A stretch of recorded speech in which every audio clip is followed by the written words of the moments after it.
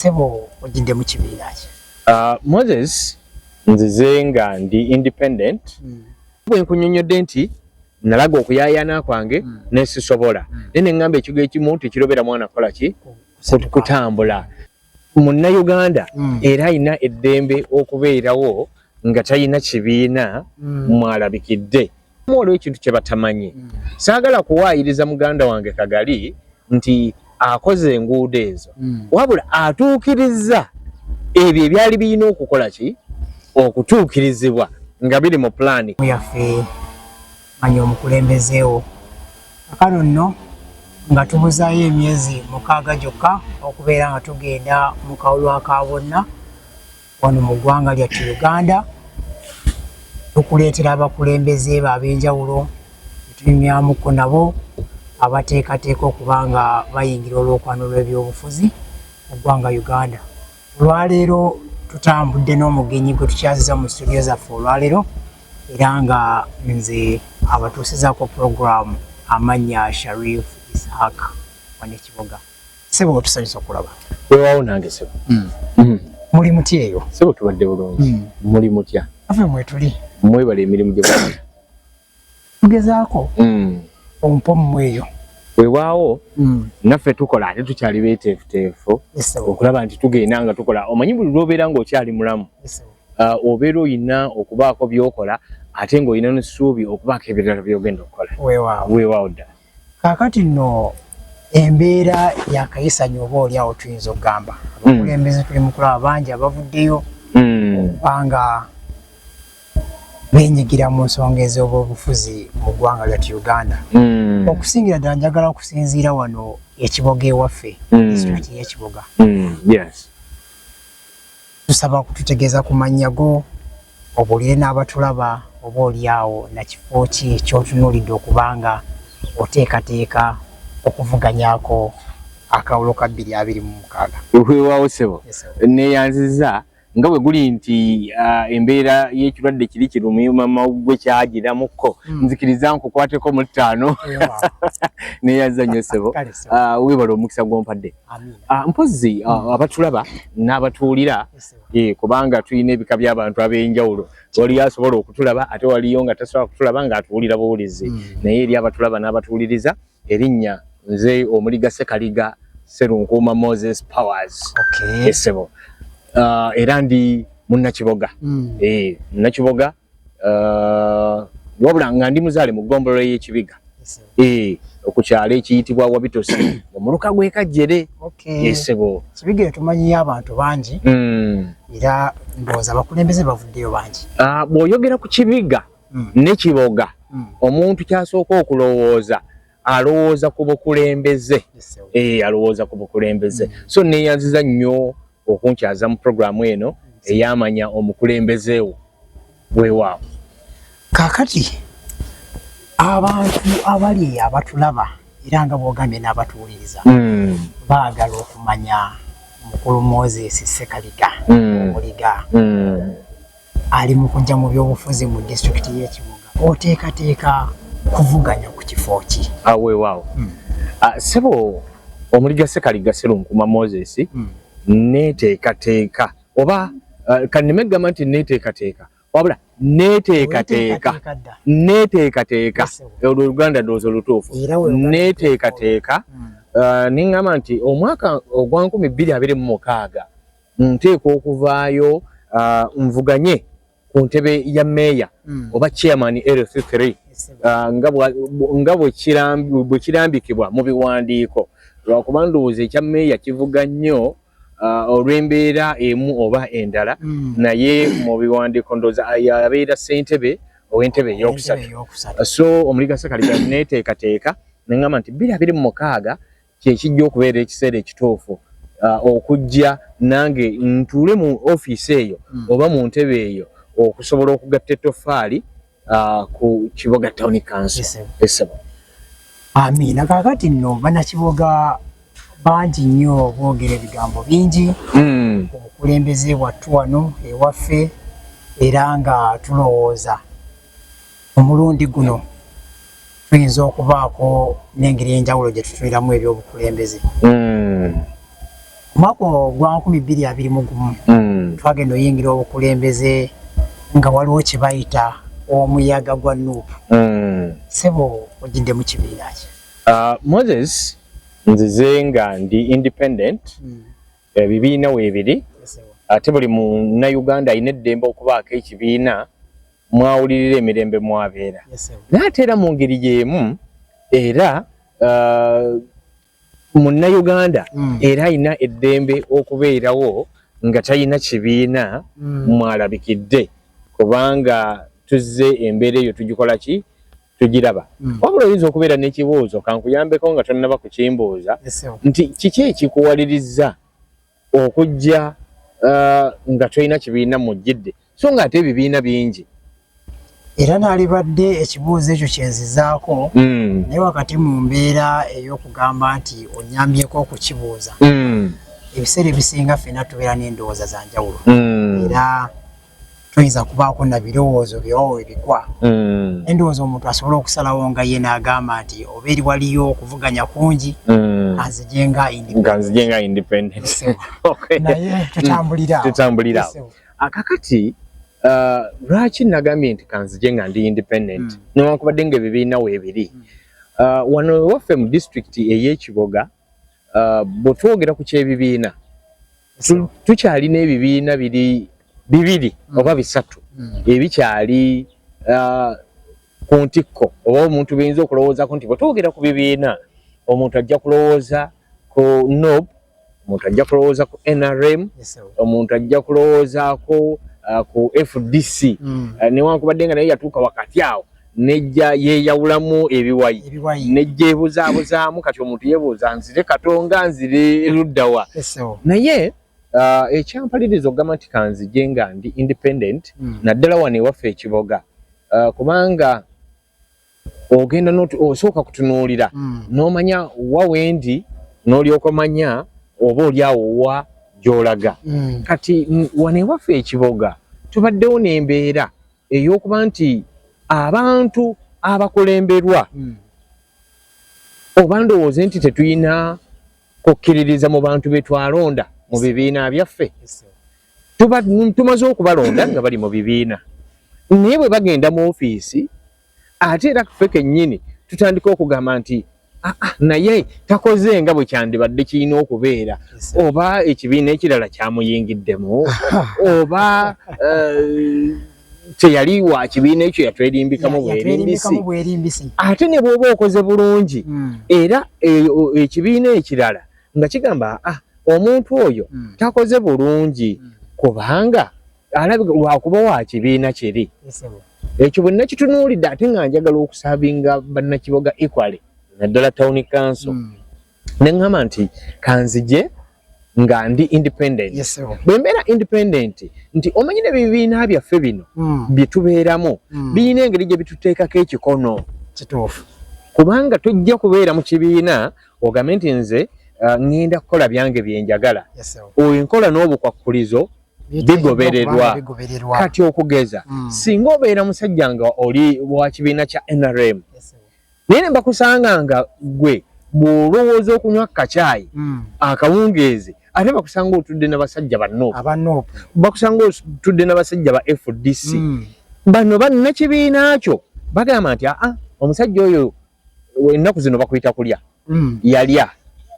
yakola ki yalya kati Moses kwe kusalawo neŋŋamba nti kankole ntya kanzije nga ndi independent oba mu ngeri endala oyinza okiyita nga ndi neutral siina ludda gye nsaagala kuba nakyekubiira mpeereze muna NRM mpeereze owa NOB mpeereze owa FDC mpeereze owa DP bannaffe bano aba PFF yes buli alina ekibiina kye ng'asobola alina access ku mmeeya wa Kiboga ofiisi oli aleme kugamba nti sijja kgenda mu ofiisi yaba NOPO sijja kgenda mu ofiisi yaba NRM sijja kgenda mu ofiisi kubanga ya kibiina bwe kiti ne bwe kiti wabula obuweereza bw'abantu ffenna yes bwa buli muntu yenna awulira emirembe naddala Kiboga Town Council kubanga nze ndaba town council ey'Ekiboga tukyalina ebintu bingi bye twetaaga nga bweyabayi abantu abalimu abagiwangaaliramu abakoleramu emirimu abasulamu bateekwa okweyabya okusobola okulaba nti batuukiriza ebyo bye baagala okutuukiriza mu kitundu kino. Weewaawo ezo zizimu ku nsonga ezampaliriza ne ŋŋamba kanzije buli muntu asobola okuba nga asobola okwogera nange olulimi lwentegeera ate ne lwategeera. Ndowooza mu buufu bwe bumu tuwadde ndowooza ekyo kiyinza okuleetera okutukkirizisa n'okutulowoozesa nti oba oli awo kyekiyinza okuba nga kikufuula ow'enjawulo ku bo abali mu bukulembeze n'abalala b'olowooza nti bayinza okujja mu lwokaano lwerumu. Ddala weewaawo nandisabye atulaba era awulira puroguramu eno akirowoozeeko era akitwale nti Moses wanjawulomukko oba oli awo ku balala. Abamu oluusi tujja ne tujja olwa bandwagon omudigido ne omuliro oguli emabega kaŋŋende eno pate leero yakikubye kaŋŋende lwa pate eno boogedde bwe bati kaŋŋende naye Moses natula ne ŋŋamba no abantu bonna beetaaga obuweereza. So njagala okulowoozesa omuntu nti Moses azze nga wanjawulo ekiruubirirwa kye si kibiina ekiruubirirwa kye si kutuukiriza biruubirirwa bya kibiina ebibiina weebiri era nina eddembe okubaako ekibiina kyonna kyensobola okugiramu bwe mba neetaaga bukulembeze naye ate abantu betuweereza oluusi balemererwa okukitegeera oba n'okukitwala nga bwe kirina okukola ki okubeera. Ne ŋŋamba kambeere mu mbeera efaanana bweti buli muntu ajje mwanirize ajja kubeera nga neeyabiza ate nange mweyabize n'ekikono kiri kye twayogeddeko kireme kumbeerako nnyo nkole nga mmanyi nti nkolera munnakiboga munnauganda. Omulundi oguwedde mu 2021 abali abatulaba n'abatuwuliriza mmeeya gwe tulina kati ali ku ntebe ow'ekitiibwa Kagali Henry yagenda ofuuka mmeeya nga tulaba ayina at least oba oliawo ebifo ebyenjawulo bye tuyinza okwogerako nti akulembeddeko ku institute bweti mu department bweti gwe nga omuliga Ssekaliga Moses olinayo ebyafaayo byonna mu byobufuzi byoyinza okuba nga otugambako naddala mu nsonga y'okubeera nga oweereza abantu byoyinza okwogerako mu kaseera kano? Weewaawo neeyanziza ekituufu kiri nti buli muntu abeera n'olugendo lwe lw'atambudde naye ekibuuzo nsobole okwansalinga ekibuuzo nneme kudda nnyo mu bingi. Moses si gwe mulundi ogusoseyo okuvaayo ndaga okuyaayaana kwange okulembeera abantu n'okuweereza abantu. Okusookera ddala kwange nga nvudde ku ssomero nalaga okuyaayaana mu LC eyabuzibwa era bbi neesimbawo okuvuganya ku ntebe eya LC1 ey'essebo. Omwaka ogwo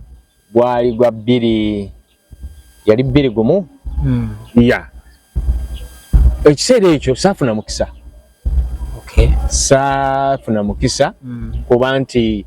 nkulembera ekitundu ekyo naye nga nali nina okuyaayaana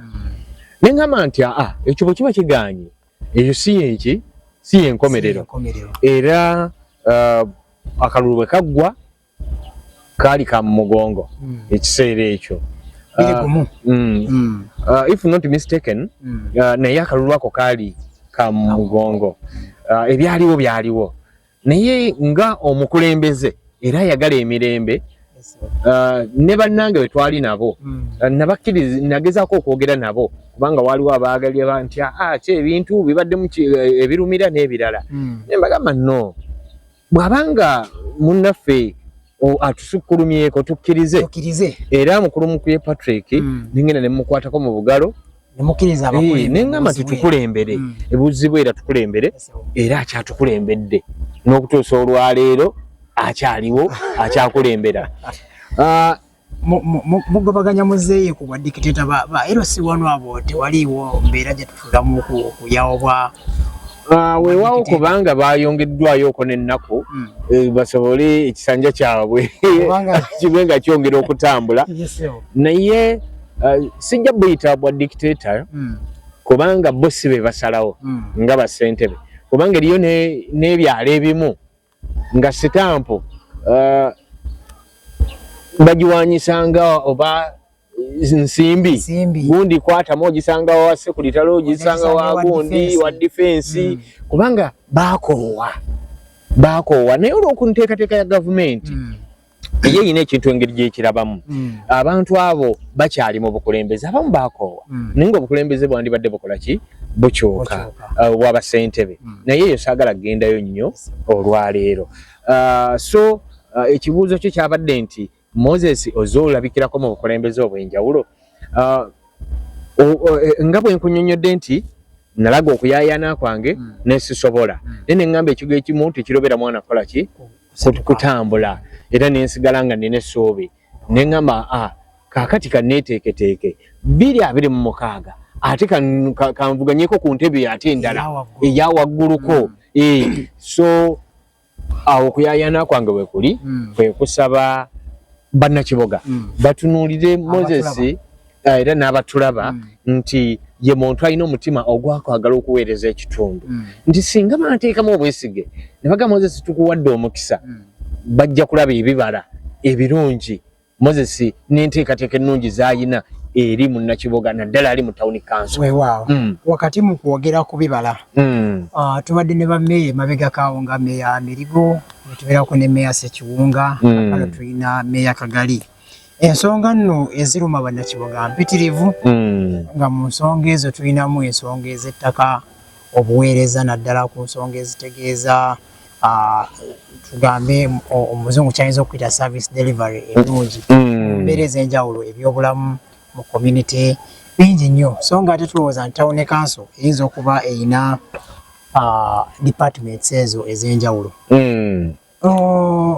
njagala kubanga nyongera okukwebuuzaako oba okwongera okumanya okuva eri omukulu Omuliga Ssekaliga oteeseteese kuweereza otya bannakiboga kubanga meeya Kagali bwe yajjanga atugamba nti waliwo byawulira nga meeya Ssekiwunga nti yabikola olwayo tuyinza ogamba tulina bye tulabako tulina kakolansi ku luguudo olwokubiri twongedde okulaba enteekateeka mu kutereeza akatale twongedde okulaba enteekateeka mu kwongera okubanga at least security ebeerawo oteeseteese kuleera otya bannakibuga ensonga z'ettaka ensonga z'eddwaliro obutale neeyazza nnyo neeyanzeege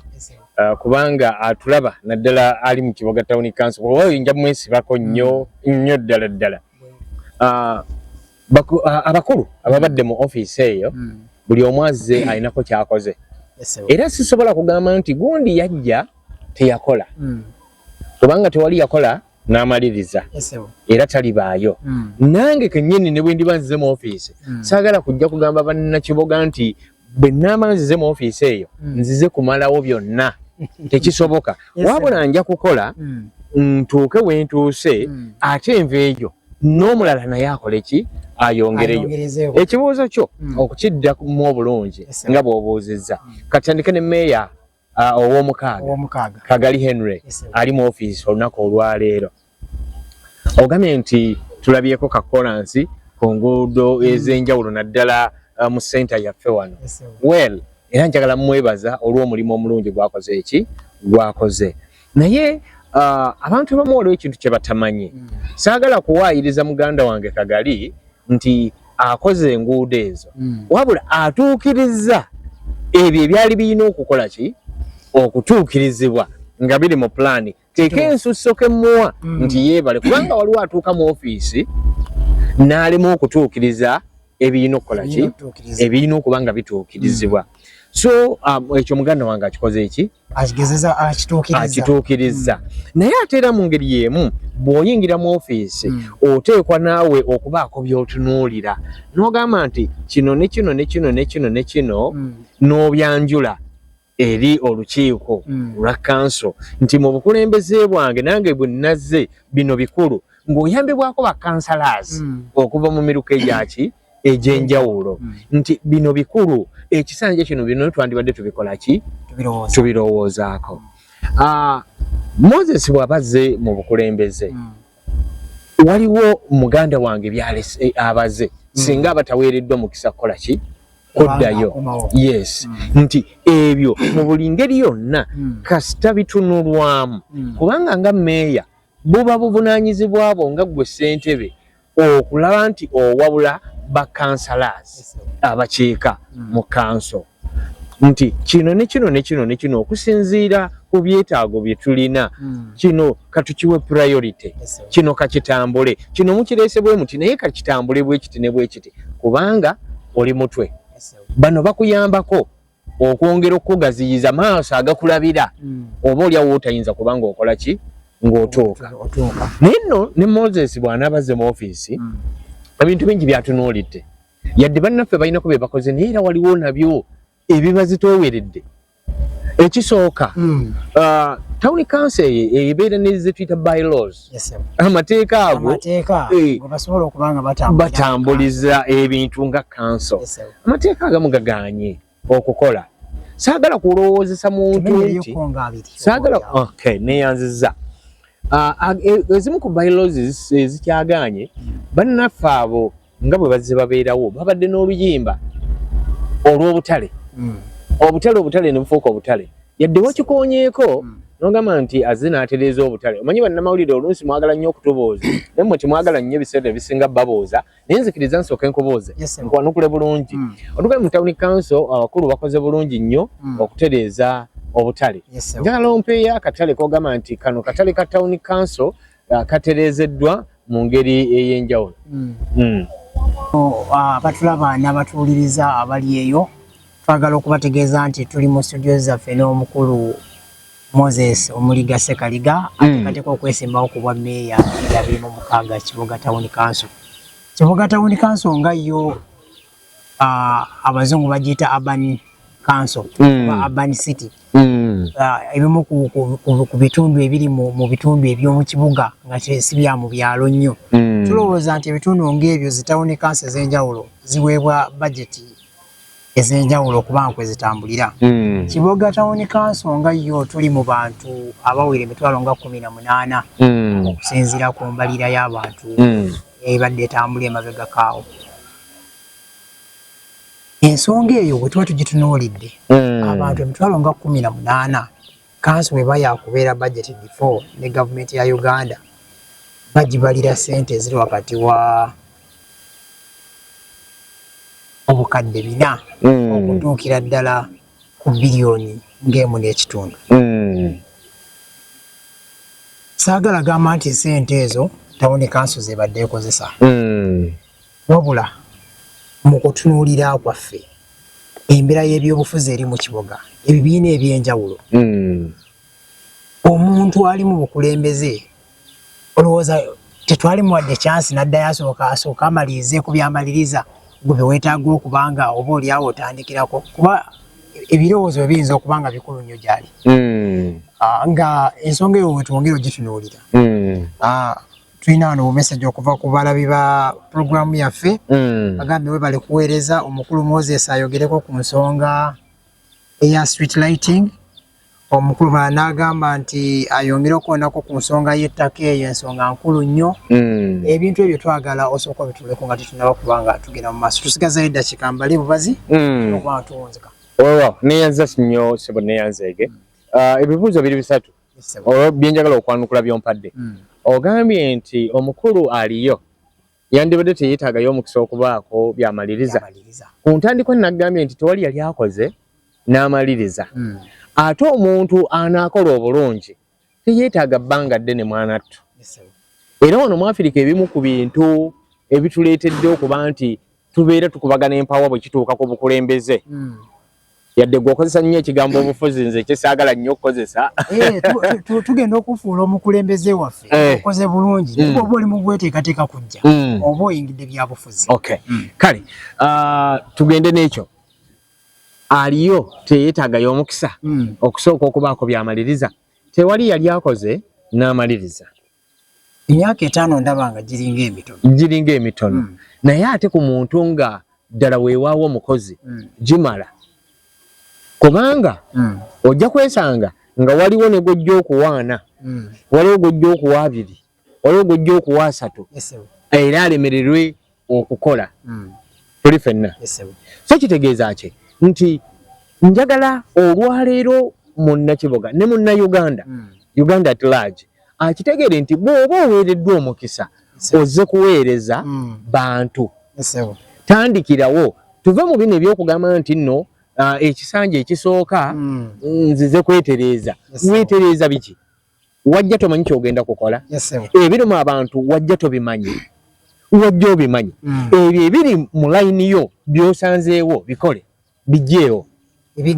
ebiganye vaayo wamukisa abalala bongerezo sigamba nti sikuwa mukisa omukisa bwe gubaawo gukozese naye bwe guba teguzze kikyentegeeza olwaleero waliwo ssente bali mu ofiisi singa abatafunye mukisa abantu ne baga nti Moses okusinziira ku birowoozo bye katumuwe omukisa agende saagala akukkuluma agambe nti saafuna budde bumala kubanga yateekateeka ekisanja nga kya myaka 5 yakimanya nti mu myaka 5 oteekwa okubaako byokoleddemu buli ttaamu saagala ogambe kankuwa ekyokulabirako omwana bw'agenda ku ssomero n'asoma nti ttaamu egenda kubeera ya myezi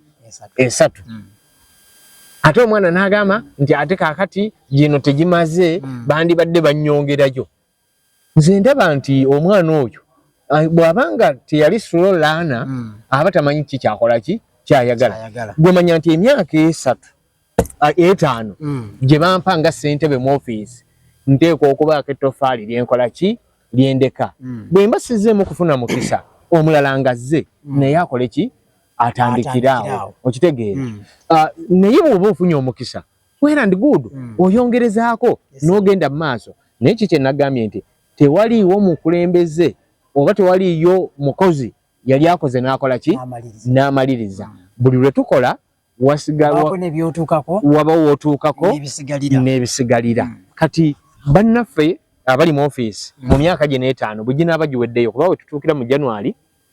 emyaka 5 mukaaga gyokka gijja kuba emyaka 5 gikoze eki giweddeyo baako n'omukululo gwe weenyumiririzaamu nti guno ngokoze oleme kuyaayaana nti singa bannyongera kino nandibadde nkikola byonna sigwali bikola n'obikola ki n'obimaliriza bannayuganda okuviira ddala ku mukulembeze owa wansi ng'oggyeko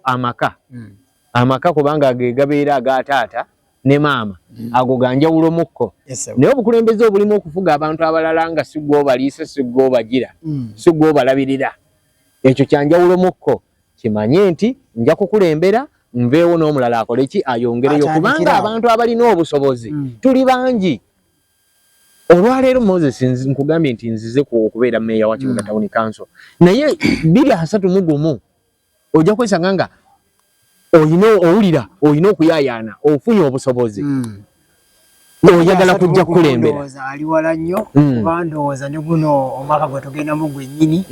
entebe gye muteekateeka okuvuganyizaako ey'obwa meeya ndowooza nakawulira abantu balinga bana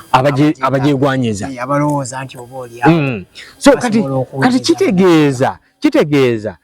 omuntu aleme kulimbanga abantu nti nze simaliriza bannyongere mmalirize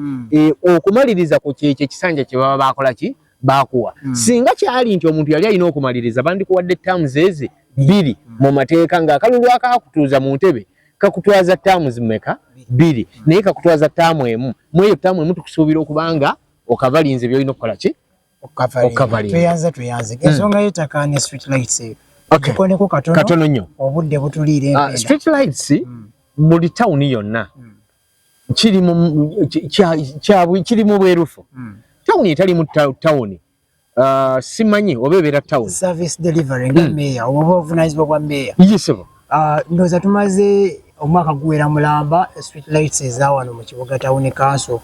eno bw'eba eyaka eri teyaka eri bw'eba eyaka eri teyaka ate nga street tetulina tulina streets eziwera kati engeri gy'oli munnamawulire n'ebikumalawo bingi bw'obala omwaka gumu sebo kyobibala si kye kituufu naye njagala kugamba nti kati ebisanja 2 nkozesa case study kale naye nze njagala kugamba nti ebisanja bibiri nga amataala ga tawuni wano tegaaka. Insecurity y'amaanyi. Kyova olaba olwaleero abantu bakaaba eggaali. Eggaali gye bayita eggaali ye simanyi oba efaanana etya naye kankolesa olulimi olutegeerekeka nti abakyala kimpadde abanyaguluzi bangi kubanga bakozesa omukisa gw'enzikiza. Mu kisanja ekya Moses ng'ali mu ntebe eyo ebintu ebikulu priorities amataala gabeereko. Kubanga ekituufu kiri nti ne tawuni yennyini bw'eba nga teriimu mataala terina njawulo na kyalo. Abantu bagamba ndi mu tawuni council naye abayise tawuni yaffe n'ey'Ekiboga tukyalina omukisa nti kubo main road kati tuyina city oyima city abalambuzi bangi bayita wano bagenda naye batuuka mu Kiboga n'abanga atuuse mu Kapanda enzikiza eringa nzikiza omuntu ne bw'aba yeetaaga okuwummulirako mu Kiboga ekifaananyi kyokka kimumala okuba nti tagenda kuwummulirawo yeeyongereyo gyakola ki gyalaga. So amataala kikulu olw'okufunza obudde. Tugambe nti abakulembeze ababadde emabega kigaanye tebakitadde mu bajeti zaabwe oba weewaawo kiyinza okuba nga mu bajeti kibaddemu naye nga si priority tebakiprioritinze tebakiwadde priority onfuna yes mu bajeti mwekiri naye tebakiwa priority naye ng'ate kikulu ebisanja bibiri myaka 10 yes nga tebakiwadde makulu ate nga makulu ddala kubanga abantu bano abakolera mu nzikiza ate be batuwa emisolo kati emisolo ogitwalawa yadde nti kansa efuna budget okuva mu local government esente ne zidda naye nyigiriza ebintu bino bibeere bikulu nagamba nti meeya omulimu gw'omukulu kusaka kale tusakayo ebisaalo ebya sola tulina kampani ez'enjawulo mugamba nti abo bannaffe abaditi sola mu Kiboga mumpeeyo ebitaala 10 street lights ezaayo EDCL nezigaana oba oliawo neza sola nazo naye katuteekeyo solar energy wakiri ezo lights zikole ki zibeerewo bwe tubanga tulemereddwa nnyo kale waliwo busy areas ezo abantu mwe bakolerera emirimu teekawo ekitaala kimu bibiri ku mulundi guno nalabyeko ebitaala ebyatandise okujja nga babiteekamu teekera kalolo ka 226 oba oliawo saagala nnyo ggendayo eyo naye waliwo bye nalabye oyinza okwesanga nga si bya town council nga si yabireese waliwo omulala eyabireese naye saagala ggendayo nnyo naye eyabireese era tujja kwongera okumanya n'okutegeera ani yabireese era nalwaki yabikoze eki n'okumwebaza omuntu akola obulungi asiimibwa. So ensonga ya street lights ndowooza priority munnakiboga asuubire mu kisanja ekitandika 2026 yegenda kubeera nsonga egenda okukolebwako nga Moses nga yali mu buyinza oyogedde ku nsonga y'ettaka bannakiboga bakaaba amataka gaabwe gaggwawo naddala mu nkoola eyo ensonga y'ettaka abantu batemuddwa byonna kansonga yo ne katutunuulire nnyo ettaka eryaffe eriri wano tuleme eggenda eri kuba Kiboga waffe ono oyinza obutatunuulira bwenkozesa ekigambo olukoola saagala tulowooze nnyo ku kyankwazi naye ebitundu byaffe ebya Kiboga ebiri munda njagala tusooke tutunuulire bukomero munda mu bukomero ddwaniro eyo wa genda eno sayidi zekagirekera wano wansi Kateera Jokero abantu bali eyo bakaaba amataka weewaawo okusinziira ku office gye njagala okutuulamu weewaawo bagamba nti omutuuze omulungi bw'olabirira ewuwo ate towulira mulanga guli wa mulirwana ne weesuulirayo gwe nagamba n'ogamba nti tunaakola ki tunaabiwulira kubanga batunaabiwulira bagamba takukola ki tadduukirira nduulu tadduukirira nduulu ensonga y'ettaka ndowooza gavumenti yaffe kantandike ku gavumenti nti gavumenti eteeka okuvayo emanyi obulumi munnayuganda bw'akola ki bw'ayitamu omuntu ng'alina ettaka lye ddala ng'alina ebiwandiiko ebiri mu mateeka ddala nti biwandiiko bya ttaka lye yandibadde ekitunulamu nnyo essiga eddamuzi ne libeera nga nalyo lyetengeredde okusobola okuyamba omuntu oyo naye ekibuuzo kyabadde nti nga ggwe ogenda kuyambako otya weewaawo nga munnayuganda oba ekitwogeza ku bukomero ne bali abalala nti balirwana abaffe zitawuni kanso zinnaffe olinawo enteekateeka oba oliawo gyolowooza nti kiyinza okuwagala okutulowoozesa nti kanso yaffe tekozeeko alliance na kanso zigiriraanye kumanya kino tukikwasaganyiza tutya bw'oyogera ku nsonga y'ettaka tubadde mu ntalo z'ettaka oba enkaayana kanneme kozesa kigambo ntalo naye tukozesa enkaayana olaba town council aweeri waaliwo enkaayana nti ate ebizimbe bino ate kaakati ono ayinawo ekyapa wano ntwalawo ne weesanga nga mu kaseera ako emirimu gya kanso girina engeri gye gyakola ki gye gyasanyalalamu naye nga nsonga yaki ya ttaka kati ng'omukulembeze mu town council kubanga buvunaanyizibwa bwe okumanya ettaka eriri mu kanso omwo bannaffe abalituulako ani aliriko ntwala buvunaanyizibwa bwe okulondoola bwe wabaawo embeera bw'eti lyani tukwatagane ne offices endala nga district land board okwongera okulaba obulambulukufu ani nannyini ettaka lino likuumiddwa litya buli muntu akozesa ettaka lye mu butuufu kubanga saagala kuyingira nnyo offices eri endala naye ng'omukulembeze era munnayuganda obulumi munnange ng'atwalibwako ettaka nange buba bukola ki buba bunnuma ate waliwo n'abantu bassekinnoomu nga si bakulembeze abavaayo ne beesenza ku ttaka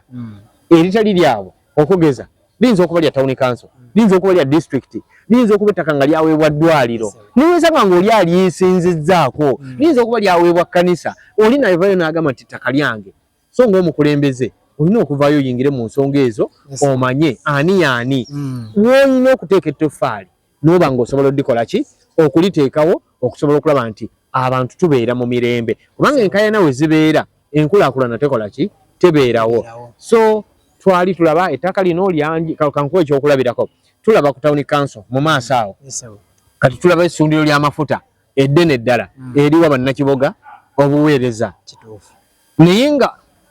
kwali kusikamugwa nkaayana lyange si lyange tokolerawo ebintu ne bifaanana bwetyo so tutunuule ng'oluusi tulabe enkulaakulana yeetaagisa ddala ono ye nannyini ttaka tumuwe olukusa akolerewo ekirina okuba nga kikola ki kikolerwawo kubanga twetaaga nkulaakulana njagala ombuulire luli bwe wayitangawo nga wagulumivu bwe wati weetaaga kakrane kusitula okuteeka waggulu eri kati olwaleero bw'otuukawo gwe olaba otya nga munnamawulire wakusanyusa tetuganye wayinza okuba aliwo yanyigirizibwa naye ate abangi ne baganyulwa so ku nsonga y'ettaka nzikiriza ngikomyawo bwenti tweyanza nga tuuse embeera okuwunzika mukama wange omukulu Moses Omulega Ssekaliga wemu omuntu ayagala okuweebwa entebe y'obwammeeya ey'obuvunaanyizibwa mu Kibuga district Kibuga town council abantu kiki waaleetaza okuba nga obagamba okusingira ddala okutunuulira abantu aboogera obulungi nga bakuba kampeyini zaabwe naye bw'atuuka mu ofiisi n'abeera nga ate oba oliawo akyuka weewaawo naddala ebiseera ebisinga abakulembeze tulinga bakozi ba ddagala naddala eddagala erikaawa okugeza nga chloroquine oba wamulabako lyali kerendo lyateekebwangako kasukaali naye nga munda osobola n'oddinuuna nga switi era bwe twalinga abaana nga bwe balikuwa bagamba mira naye gwe oyagala kukola ki kunuuna naye bw'onuunako ennuuna bbiri eyandibadde amira eddagala likuyambe ate owanda liwande kubanga akabubi kali akasukaali kamaze kukola ki okuggwako kiki njagala okutegeeza munnakiboga ku mitendera gyonna bayitawo ku mitendera gyonna ng'ovudde ku town council naye ku mitendera gyonna nti abantu tunula nnyo gezaako okugaziya obwongo omuntu ono yadde ayogera ebiwoomerera naye bye bimulimu sooka omanye yaani kati wano mu kusooka tuyinza obutamulabirawo olw'okuba ayogedde bulungi atusanyusizza ebigambo bye bituwa essuubi bituwa amaanyi ne tumwesiga n'akalulu kaffe naye ne tuwunzika ng'oba oli awo amaze otuuka mu ntebe ate n'akyukirayo weewaawo omanyi kasooli tafuuka kasooli lwaleeta oluyange ava wansi ng'alina ekifaananyi kyaki kyakasooli bw'aleeta oluyange ono n'alyoka aweeka n'olyoka olaba omunwe gwaki gwa kasooli era bw'ogenda mu musiri osobola okwawula kasooli n'ekiwembawemba oga kino kiwembawemba ono kasooli guno muwemba n'obikola ki n'obyawula okusinziira ku ndabika n'enkula gye bikulamu abantu abasaba obukulembeze mu Kiboga Town Council oba ne mu Kiboga District oba n'eggwanga lyonna okutwaliza awamu tebava mu ggulu ne bagwa bugwe tubeera nabo ebbanga lyonna era gwe bw'olaba ng'oli yagudde bugwe nga naawe tomumanyi tulina kyomumanyiiko n'ogezaako okumunoonyerezaako nga era tobitegeera era gwe n'osigala ng'otambula naye then olina ekikyamu omuntu anansonyiwa okozesa ekigambo ekifaanana bwe kityo naye waliwo ono gwezza okola ki gwezza olaba yes gwezza olaba ojja kwanguwa okwawula nti omuntu ono ajja kubeera muki mukulembeze mulungi tuleme kugwira bantu kubanga ayogedde nnyo atuwadde nnyo ssente kubanga azze nga akubye amasuuti azze musajja muwanvu nnyo mumpi nnyo katumuwa akalulu lwa kino naye tumuwe reasoning kikulu yes reasoning nayo kikulu abalonzi mu ddembe lyabwe nga interview eno gyompadde nze nsanyuka nnyo ng'ate omulonzi wange yagimpa yes nga yagimpa ne mwanukula ngenda okumuvaako ng'agamba nti Moses kankuwa akalulu kange n'akamulirwana nkasabe tweyanze bwewa nga twongera tuteekateeka okuba nga tuwunzika pulogulaamu yaffe olwaleero waliyo kye tutakubuuziza oba oliawo kyewali agadde okuba nga ogamba bannakiboga abali ku mukutu kuno abatuwuliriza era nga batulaba weewaawo neeyanzizza mu ddakiika emu munnakiboga naddala ali mu Town Council omukulu kyatambuuziza naye nga nandyagadde okuba nga nkikugamba nti nsaba ompa obwesige ompa omukisa onteekeko mu ofiisi eyo nsobole okutuukiriza ebyo ekirala ebimu ku byo kwe kuba nti nfaayo okumanya obulumi bwa munnakiboga yampa akalulu nga nkolagana ne bakansalas saagala kuleka bakansalas kubanga abakulembeze abamu oluusi bakansala balina engeri gye babawewula naye kansala lwaki ajja ku kanso ye yatuuka eri nze gye sikola ki gye situuka tasiki yange nga omukulembeze wa kanso okumanya nti ow'omuluka gw'ekirulumba ab'ekirulumba bagamba ki kiki ekiri ekirulumba ekyo ekirala nti bw'omala okutegeera bakansala abo bonna nga obakutte kyenkanyi buli omu akubuulire bwe mutuula ne muga nti awo muluka gwaffe twajjayo kino waliyo ekyetaago kino complain bweti byonna ne mubikuba mu ttooki kijja tuyambako okulaba nti tawuni yaffe ekula ng'ebalansinga oluusi tugenze ne twesanga nga tawuni yaffe tebalansinga waliwo obutundu obusuumuka waliwo obulala ne bwongera nga bugwa lwaki nti oba oli awo ne bakansalazi bano abavaayo tebaweereddwa mukisa abamu tubakuba ekikono tetubawuliriza ne twetaaga Town Council okubanga eri balanced fenna tukulira wamu ekyo kijja okwesanga nga Kiboga evudde ku Town Council egende ku mutendera oguddako ogisange nga municipality kubanga ekula yonna nga ekola kiyenkanankana naye wootuuka nga mu butuufu ate wabi nnyo teweetaaga na kubeera muki mu Town Council so eyo enkola nga Moses nga ali mu office njakasa nti nja kugitunuulira nnyo ddala ekirala okuwuliriza omulonzi kirungi okubeera mu office naye vaayo okwo nga bw'otambudde ng'onoonya akalulu funayo akadde oba olumu kale ku weekend leka kubeera mu office yo leka kubeera ku bajaji yo n'ovuga nga olinga atamanyi nti muno mwoyita be bantu abaakuwa akalulu ddamu obabuuzeeko funayo olunaku yitaayitayooko obeeko by'owulira oba oli awo ojja kwongera okumanya naawe butya bw'ogenda okutambuza ekitundu ekyo kubanga oweereza bantu n'ekirala kyensembyayo mukama wange era nga nkwebaza olw'okunkyaza nti weebali nnyo weebalire ddala naye nsaba munnakiboga aleme kubuzaabuzibwa omuntu aleme kulimba nti nno nze simatidde sinnaba kumaliriza ekisanja kyange ge bannange ekisanja kiba kya myaka emeka 5 ekirala tuli bangi abagenda okujja nga twogera ebigambo ebifaananako bwe biti oba ebyawukana naye tutunuulira omuntu alina obulumi eyeewaddeyo ye Muliga Ssekaliga Sserunkuuma Moses agenda okutumbula Kiboga mu bbanga abantu bena bali bampadde saagala gamba nti bampe mingi nnyo emyaka naye gye emyaka 5 egimpebwa ssemateeka nga nkoze bibyetaagisa bwe kiba nga tekikyetaagisa nga ngenda nkola ebintu ebirala mpozi kano kankasembyeyo mu kisanja kya Moses njagala nnyo omuvubuka akola njagala nnyo omuvubuka akola nja kufuba nnyo okulaba nga buli muvubuka ezo eggaali okulaba nti tuzimalawo muvubuka akole kyekigenda okuyamba omuvubuka okukola sina kubatondera naye okwogeranga nabo